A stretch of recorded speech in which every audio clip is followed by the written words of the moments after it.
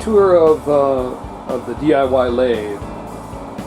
Talk about how I built it up, the process it went through to get to where it is right now. This is what I guess I would call something like version 3.3, something like that, in terms of various phases and revisions. So let's take it one part at a time. So this whole process began with my rediscovery of this electric motor, which used to run the filter on our now defunct jacuzzi.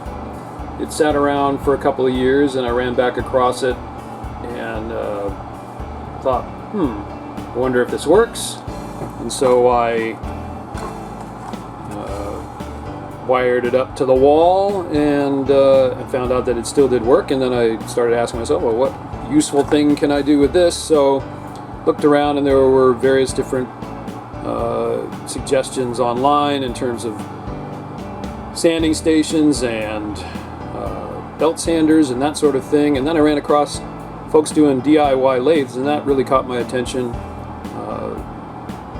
Working with a lathe is something that's been kind of in the back of my mind here and there, and so I thought that would be a lot of fun to try and see if I could build myself one. So originally I just mounted up this motor so it could be used, and just connected a piece of work right to the end of it to see what would happen. Now obviously it's kind of a problem. It's a very powerful motor. It's a 1.5 horsepower. Rotates at 3,400 RPM or right around there. And so first piece that I put on it and just flipped the switch, it threw it right off, and that was a fairly exciting episode. So yes, realized pretty quickly that I was going to need some speed control, and gave some thought to variable frequency drive. Units are available online for doing that. Just plug it into the wall, plug the motor in. But for this size motor, they're pretty expensive, and so I gave some thought, being an electrical engineer, to perhaps building one, and decided that it would probably be just more reliable to go with a mechanical system, and a little bit faster. The process of building up a reliable piece of electronics, do-it-yourself, for this sort of thing is a little challenging. So I just decided to go with speed and go mechanical. So you can see it in its current version with the idler pulley taking up slack in the belt. So let's move to the headstock from there. Before we get to the headstock, actually, let's talk about the bed of the lathe. I saw online a number of people who had created sliding mechanisms for the headstock and tailstock out of all plywood, creating channels with glued up layers of 3/4 ply. And I just sort of went a little more straightforward, a little easier with regard to construction. I just went and got myself some unistrut, put it down on this piece of plywood. So we'll talk a little more in detail about that maybe when we get to the banjo and the tailstock. The headstock is now all enclosed in this final version and has this nice emergency stop switch that I purchased online. We'll talk a little more detail about that. So the headstock originally was constructed of just these trapezoidal pieces of ply on a base mounted into the unistrut, and it was open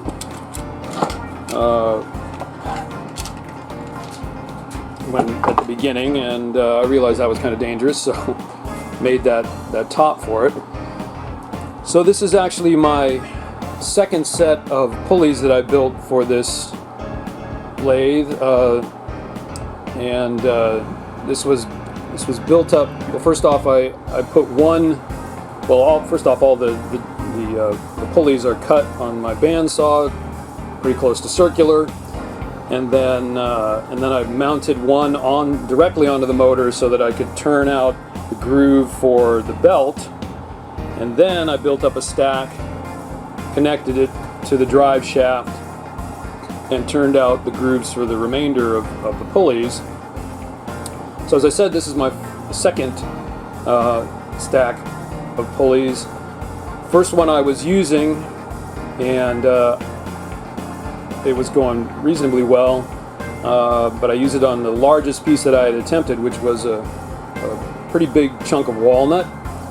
And during that process, I got a pretty nasty catch on the edge of the walnut, and it was enough for the tension on the belt to torque and distort the holes drilled through. Now the original stack of pulleys was only put together with screws. I didn't use any glue, and so when that catch happened and there was the big twist in here, like I say, it distorted the holes in that are drilled through the center of the stack, and I couldn't get it back to true, so I had a big wobble.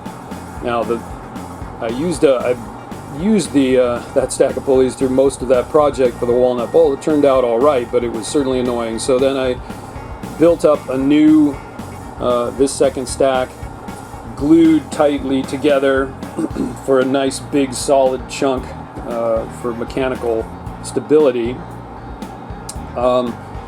The drive shaft itself is just a piece of steel rod I purchased at my local Ace Hardware, 5/8 inch in diameter, which was chosen because that's the same diameter as the shaft and the motor. There are pulleys available for that, like the one that you see mounted there off the shelf. You can also purchase stacks of pulleys, which I thought about doing, but they didn't quite seem to have the range I wanted. Some of them were actually kind of expensive, which was surprising. For better ones that aren't just hot aluminum or that sort of thing. And let's see, so in terms of mounting the pulleys to the shaft, get this out of the way. Let's see if you can see this well. This is how I mount it to the shaft. It's basically just a friction mount. I have two angle brackets which were just hanging around from something I bought, can't remember what. So angle brackets in here, cut out a disc of wood with just little slots for so that they mount closely onto the angle brackets, and then just use a hose clamp here to tighten down with friction onto the shaft. This is a little bit, in my mind, of a safety design as well, because if I were to, say, put a rod through the shaft and into these, then there isn't any kind of slip in a really bad emergency where this thing's seized up. If you got a really bad catch or such, then the shaft will give a little bit in here. It hasn't been a problem in terms of giving. There's enough friction in here to keep the shaft moving for all the work that I've done on this thus far. Let's see, so you can see it's braced internally against the pressure of the tailstock. Here's let me go back to one of the issues of building a pulley system like this with a motor. Obviously, as you move back and forth to change speeds of the belt, in my design here, you move the motor back and forth to get the belt onto the right pulley. And when I originally did this, I had a couple of belts for the pulleys, my original pulleys, and because of the slack in the system, I had to push the motor back and forth that way too, as well as move this way, and trying to keep it secure so that it didn't pull in when the motor turned on, and that sort of thing was a challenge. And so I developed this spring-loaded idler pulley that we talked about, showed earlier. And so you still have to move the motor back and forth to line up the belts, and even so need some extra belts to take up, even with the idler pulley, it doesn't take up all the slack in every case, especially when you get down to, well, actually in the middle belts, I've got a 1-to-1 small belt, and then the longer belts for the big pulley. Let's see. So, in terms of the belts, this is just a safety piece of wood to block the belts from getting caught up in here, and there's another one on the underside of the cover for the headstock keep these belts from getting caught up inside or getting caught up into the works here. So a big challenge for creating a drive system like this is aligning the shaft so it's nice and true, not a lot of wobble. So I built these triangles of ply in which the thrust bearing that's mounted to the shaft, one here and obviously one at the back, again same triangle of wood here, mounted into the main structure with lag screws, and then so these can be loosened up and kind of adjust this end and the other end for trying to get the shaft true.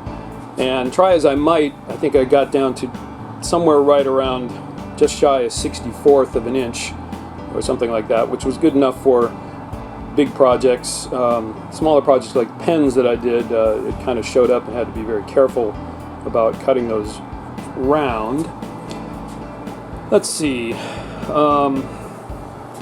Also decided that, well, I may have it do double duty, so I built up this sanding disc station here on the other end of the headstock. Let's see, I mentioned this off and on switch. So I had an issue, you know, originally working with this and reaching over to turn on and off the motor over there was obviously dangerous without the top on it, and just sort of inconvenient, especially if things get exciting and you want to turn it off very quickly. So I purchased this on and off switch online. It's a pretty common one that I've seen out there in shops and online.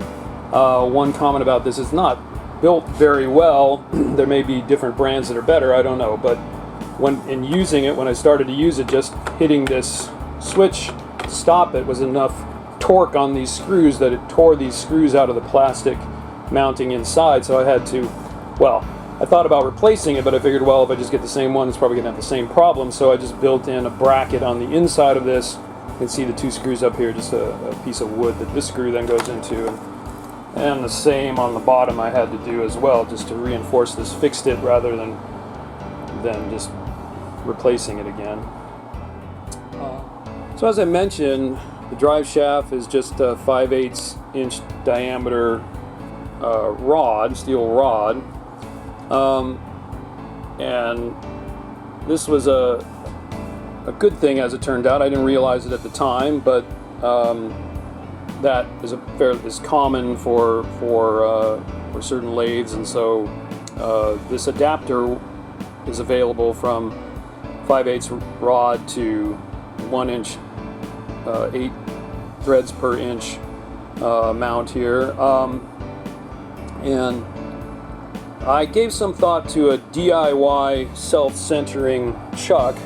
Saw some folks' designs, thought about that for a while, thought if I might be able to improve upon them or that sort of thing, but I decided that they looked pretty flimsy, and I was kind of worried about the speeds we were working at here and thought that might be a safety concern. So, like I said, that's when I discovered that this adapter existed, and decided to just go with an off-the-shelf chuck, which was fairly inexpensive, about 80 bucks for this one. It's a reasonably good chuck. Oh shoot, the manufacturer, PSI I think is the manufacturer, and I've been satisfied with it for what I've been doing with it. Coming back to the bed of the lathe for a moment, as I mentioned, I used Unistrut here, just mounted on plywood, which I saw as a fairly fast way to get a nice controlled channel, as opposed to trying to glue up levels of plywood or some other approach. So if you're not familiar with Unistrut, it's typically used for hanging electrical work and hung ceilings and that kind of thing. It's very useful stuff. It's just a channel with a U-shaped under portion here, and various different clamps that can go into that. These are the three, well, these are actually two for this one. Normally they come with a spring on here, so you spring load this into something and then you tighten it down with a this is a 1/4 20. So I took these and adapted them, just put a 1/4 20 piece of threaded rod in there, and then I used those, as you can see down in here, the headstock is mounted with these. This does a very nice job of locking down into this channel. It provides a very secure mount. There's another handy type, which is this. It's held in place with the plastic twisted in there. I'll show you more of that when we get to the banjo. So the headstock has 4 of these mounts in, and because the headstock doesn't move very frequently, they're just put down with nuts. Did it differently on the tailstock because that's got to move around, and the banjo. So let's move to the banjo for a moment. So the banjo I also made out of the unistrut. You see here I had, this is my version, I don't know, maybe 2.5 of the banjo. So it's mounted down here with one of those plastic clamps underneath here with a 1/4 20 screw just right in there. Then here, you can see that this slides on one of those as well. So it's just handy. It keeps the nut in place. And then on the other side of the banjo, I'm using a couple of these cam levers. There's one here just for ease of tightening and loosening and moving the banjo around. Use the other cam lever for tightening the tool rest down. Originally I just was using a 1/4 20 nut, but this seemed like a nice way to be able to just quickly and easily be able to move in this direction. As I said, this is the second version. The first version I just had kind of a T-bar that was solid here, set at the center line of the work. Was a little bit limited by a couple of problems. So I went up to a little more elaborate design here, where I have a piece of metal tube that I've put in. This is a piece of, or it's an angle bracket that I cut down. Piece of metal tube for the 5/8 inch shaft of this off-the-shelf tool rest. Bought a couple of these for various purposes,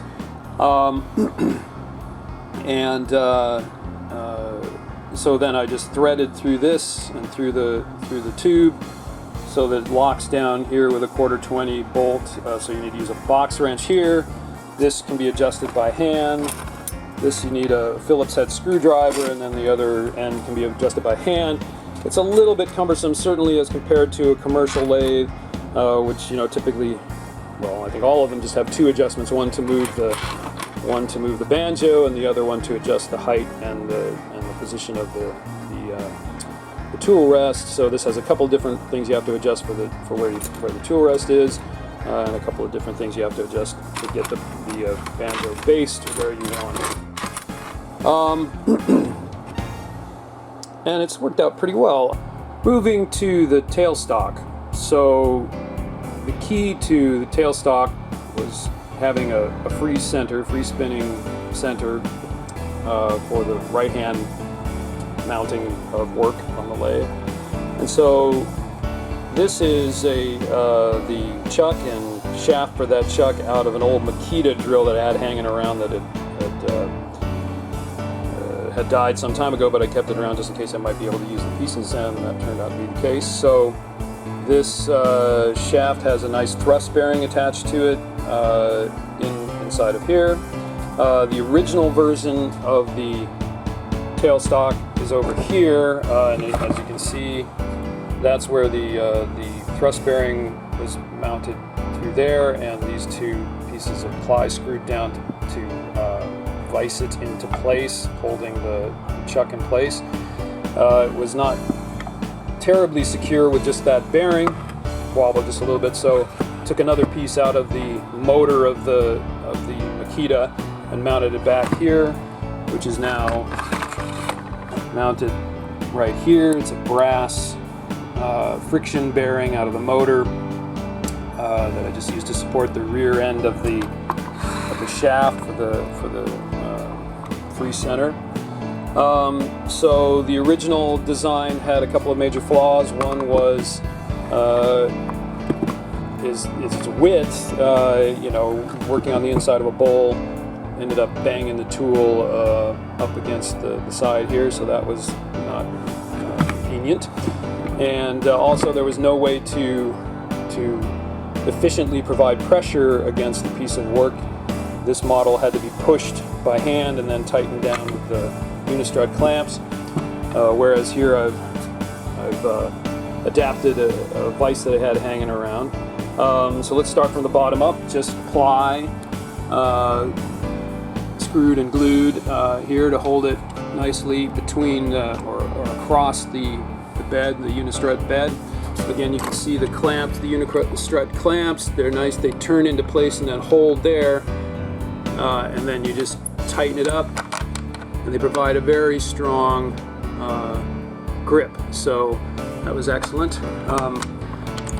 Let's see, for this model where I wanted to be trimmer to be able to move the tools in and out, I created this.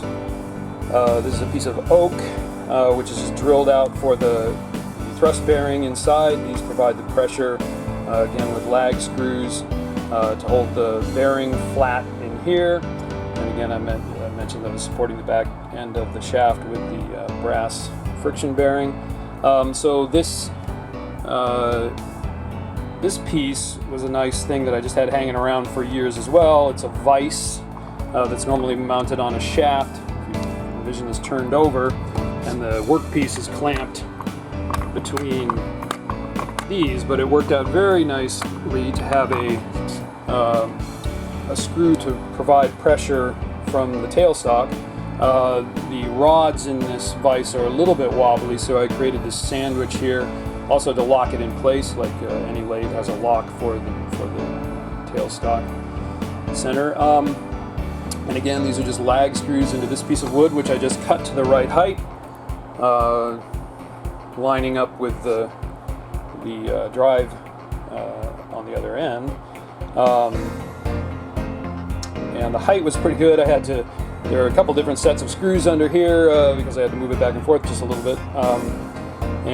So these vise together to hold that nice and steady, and now this provides a very nice amount of pressure on the workpiece. Of course, one of the things that you want is a perfect, if possible, match to the centers of your drive center and your free center, and that was a challenge in this lathe, setting this up to as true as possible and then measuring to get the right height, as I mentioned, and moving this back and forth, this piece of wood back and forth on the base, get it lined up here. There's a little bit of, just a tiny bit of give in the base of this for a bit of adjustment to center. And the other thing that I did, one of the challenges was actually getting the free center to be nicely in line, plumb, if you will, along the center of the tailstock. And so what I did there was I used my laser level, and I put a bit out here so I could get a nice throw of the laser all the way down here and try and get it as straight as possible.